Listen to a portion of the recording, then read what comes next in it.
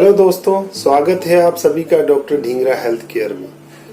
आज हम बात करेंगे ओसीडी के बारे में, obsessive compulsive disorder. Obsessive compulsive disorder ये एक मानसिक अवस्था है जो किसी के भी मन में आए विचारों की वजह से उत्पन्न होती है।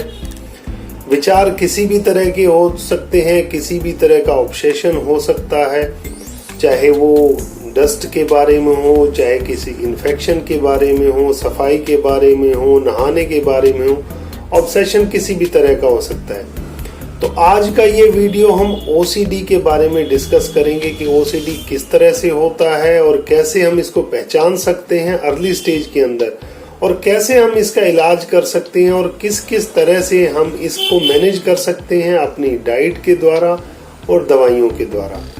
तो चलिए शुरू करते हैं आज का वीडियो ओसीडी के बारे में। अगर आपने मेरा ये चैनल अभी तक सब्सक्राइब नहीं किया है तो मेरे चैनल को सब्सक्राइब कर लें, नीचे दिए गए बेल के बटन को प्रेस कर दें। अगर ये वीडियो आपको अच्छा लगे तो इस वीडियो को लाइक करें, शेयर करें, ताकि ये किसी और के काम आ सके। तो चलिए शुरू करते हैं आज का वीडियो ओसीडी के बारे में। ओसीडी का मतलब है ऑब्सेसिव कंपल्सिव डिसऑर्डर। ये एक बिहेवियरल डिसऑर्डर है, इमोशनल डिसऑर्डर है। इसमें क्या होता है कि हम किसी न किसी चीज का ऑब्सेशन पाल लेते हैं अपने दिमाग के अंदर। वो ऑब्सेशन तंग करता है एंजाइटी के रूप में, या हमें कंपेल करता है कुछ ना कुछ करने के लिए।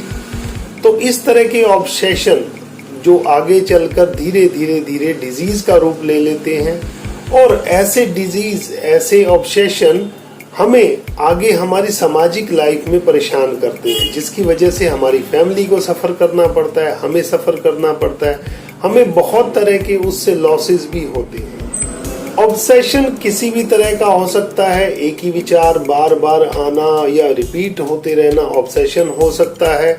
ऑब्सेशन हो सकता है आप बार बार किसी चीज को चेक करते हैं, ताले चेक करना या अपनी जेबें चेक करना, कुछ गिर तो नहीं गया, मेरे पास पैसे थे वो तो नहीं गिर गए, या मैंने ताला ठीक से लगाया है या नहीं लगाया, या गैस का नॉब बंद किया है, घर से बाहर निकले हैं तो पूरे इलेक्ट्रिक स्विच ऑफ किए हैं नहीं किए।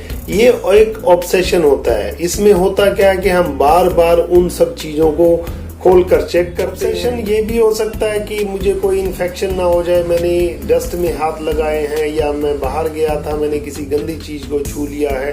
तो उस ऑब्सेशन में ऐसा एक कंपल्शन बन जाता है कि आदमी उसको बार बार रिपीट करता है। उस सब चीजों को दूर करने के लिए वो हाथ धोना शुरू कर देता है या नहाने में समय ज्यादा लगाता है। तो इस तरह का ऑब्सेशन फिर वो कंपल्शन में क्रिएट होता है। आप उसको ठीक करने के लिए, उस एंजाइटी को दूर करने के लिए आप अपने आप को कंपेल करते हैं वो काम करने के लिए। कोशिश करते हैं इस तरह के ऑब्सेशन में कि आप परफेक्ट करें हर चीज, लेकिन हर कोई परफेक्ट नहीं हो सकता, हर चीजें परफेक्ट तरीके से नहीं हो सकती, या हर काम आपके तरीके से नहीं हो सकता। तो इसमें होना ये चाहिए कि हमें एक्सेप्ट करना चाहिए कि किस तरह से काम हो रहा है। तो लाइफ में जो चीजें आ रही हैं उसकी एक्सेप्टेंस हमें करनी चाहिए। हर चीज परफेक्ट नहीं हो सकती, हर चीज हमारे हिसाब से नहीं हो सकती। इस तरह के ऑब्सेशन आगे चल के वो इल्यूजन, डिल्यूजन का भी रूप ले लेते हैं। एक स्ट्रेस बन जाता है, एक डिप्रेशन की स्टेट आ जाती है इस तरह के ऑब्सेशन के अंदर। ऑब्सेशन किसी भी तरह का हो सकता है, या कोई आइडिया को लेके ऑब्सेशन हो सकता है, या किसी डस्ट को लेके, या किसी पिक्चर को लेके कोई ना कोई ऑब्सेशन आपको क्रिएट हो सकता है। कई बार इस तरह भी होता है, आपने किसी फ्रेंड को फोन किया और उसने फोन नहीं उठाया तो आपको ऑब्सेशन हो गया, कहीं उसका फोन चोरी तो नहीं हो गया, या कहीं उसका एक्सीडेंट तो नहीं हो गया। इस तरह के विचार नॉर्मल लोगों के मन में भी आते हैं, लेकिन अगर वही विचार आपको बार बार रिपीट हो रहा है या आपको परेशान कर रहा है, जिसकी वजह से आप बहुत ज्यादा परेशान हो रहे हैं, सो नहीं पा रहे हैं, नींद कम हो जाती है ऑब्सेशन की वजह से। कंपल्सिव डिसऑर्डर जो होता है वो पहले एक बिहेवियर का रूप लेता है। आपके बिहेवियर में चेंजेस आने लग जाते हैं, आप एक ही काम को बार बार रिपीट करते हैं, या किसी से एक ही क्वेश्चन, एक ही चीज बार बार पूछते हैं, क्या ऐसा होगा, क्या ऐसा नहीं होगा। फिर उस चीज का जवाब आप दोबारा सेम वे में चाहते हैं, क्या ऐसा होगा, नहीं होगा। एक ही क्वेश्चन को बार बार रिपीट करना, एक ही चीज को बार बार रिपीट करना, एक ही काम को बार बार रिपीट करना, या कुछ चीजें ऐसी ऑब्सेस कर लेना कि जैसे कोई एक नंबर आपने फिक्स कर लिया कि मुझे 3 नंबर बहुत अच्छा लगता है, एक ही काम को आप 3 बार करने लगे, एक ही काम को आप 4 बार करने लगे, कोई भी नंबर आपने अपने लिए एक अच्छा साबित कर लिया कि इस तरह से होगा तो मेरे लिए अच्छा होगा, तो ये भी एक ऑब्सेशन है। कुछ लोगों को तो इतना ऑब्सेशन होता है, घर में कोई आया आपके सोफा के ऊपर बैठा है, आप उस सोफा के कवर को बार बार धोने की कोशिश करते हैं। अगर वो आपके बेड की चादर पे बैठा है तो आप उस चादर को उतार देंगे, उसको धोएंगे।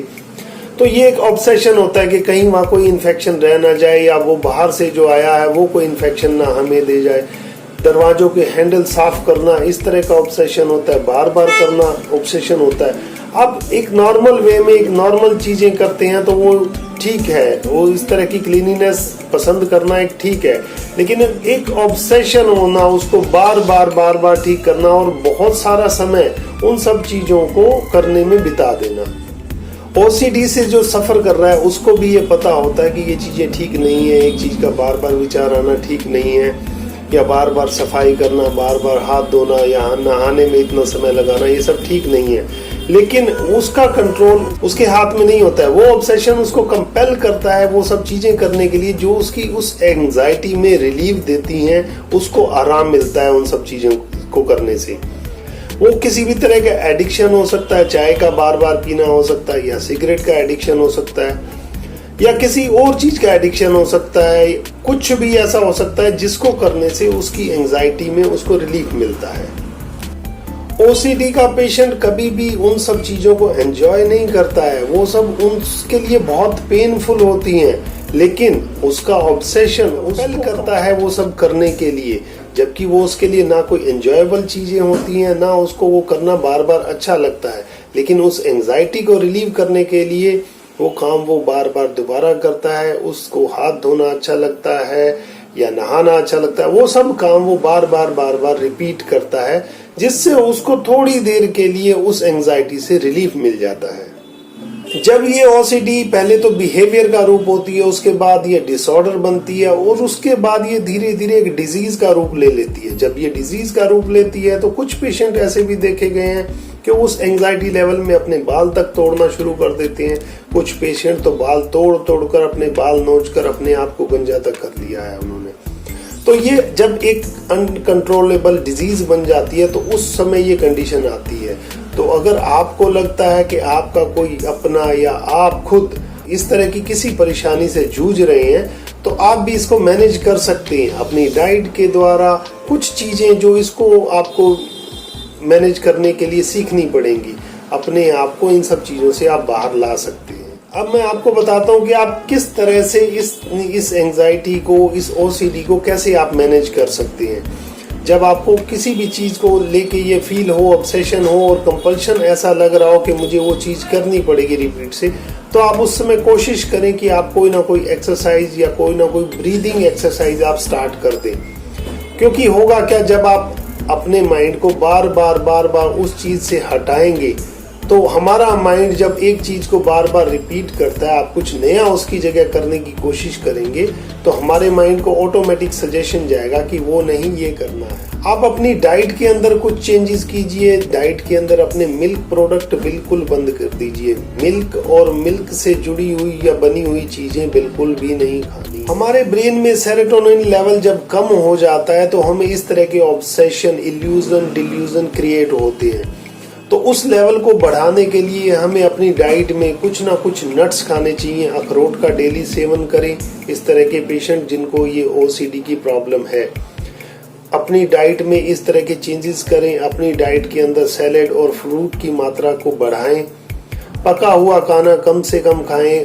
कच्चे आहार को ज्यादा प्रेफरेंस दें और डेली आधा घंटा धूप अवश्य लें। धूप विटामिन डी के लेवल बढ़ने की वजह से भी आप इसको कंट्रोल कर सकते हैं। जब विटामिन डी का लेवल कम होता है तो हमारे ब्रेन में कुछ इस तरह के हार्मोन्स लेवल हैं जो गड़बड़ हो गया। ऑब्सेशन या कंपल्शन इसका जब एक डिजीज का रूप ले लेता है तो तब इस डिजीज को थोड़ा सा कंट्रोल करना मुश्किल हो जाता है, लेकिन नामुमकिन नहीं है।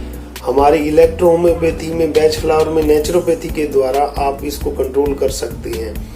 अगर आप या आपका कोई भी चाहने वाला या आपका कोई परिचित इन सब चीजों से परेशान है तो आप मुझसे संपर्क कर सकते हैं। आप अपनी परेशानी बताकर मुझे अपने लिए अपना एक कंपोजिशन तैयार करवा के अपनी दवा मंगा सकते हैं। ये डिजीज बहुत जल्दी ठीक भी हो जाती है अगर इसको समय पर मैनेज कर लिया जाए या डिप्रेशन का रूप लेने से पहले ही इसको कंट्रोल कर लिया जाए। कुछ केसेस में देखा गया है कि ये जेनेटिकली भी आती है ओसीडी की प्रॉब्लम। अगर परिवार में किसी फैमिली मेंबर को इस तरह की प्रॉब्लम रही है तो जेनेटिकली भी ये आगे ट्रांसफर होती है, माँ बाप से बच्चों में जाती है। अगर किसी भाई बहन को ये प्रॉब्लम है तो आपको भी होने की ये संभावना रहती है। तो इसके इलाज के लिए मैंने आपको बताया कि किस तरह से आप थोड़ी बहुत एक्सरसाइज कीजिए, मेडिटेशन को टाइम दीजिए, मेडिटेशन कीजिए, अपने आप को शांत रखने की कोशिश कीजिए। जो चीज़ें आपको एंग्शियस करती हैं, एंग्जाइटी लेवल बढ़ाती हैं, उन चीज़ों से हटने की कोशिश कीजिए। अपने आप को बिजी रखिए, अपने आप को फ्री मत रखिए। जब भी आप फ्री होंगे तो उस तरह के ऑब्सेशन, उस तरह के विचार आप पे दोबारा अटैक करेंगे और आप फिर उसी नेगेटिव स्टेट ऑफ माइंड में चले जाएंगे। तो कोशिश कीजिए कुछ ऐसा प्रोडक्टिविटी आप निकालिए, कुछ भी, चाहे आप गार्डनिंग कीजिए, चाहे आप किसी कविता का शौक है तो कविता लिखिए, कुछ अच्छा कीजिए, कुछ अच्छे अच्छे वीडियोस देखिए इन सब चीज़ों से दूर जाने के लिए। लेकिन अपने आप को खाली ना रखें। धीरे धीरे जब माइंड की कंडीशनिंग होगी तो वो इन सब चीज़ों से धीरे धीरे ओवरकम कर पाएगा।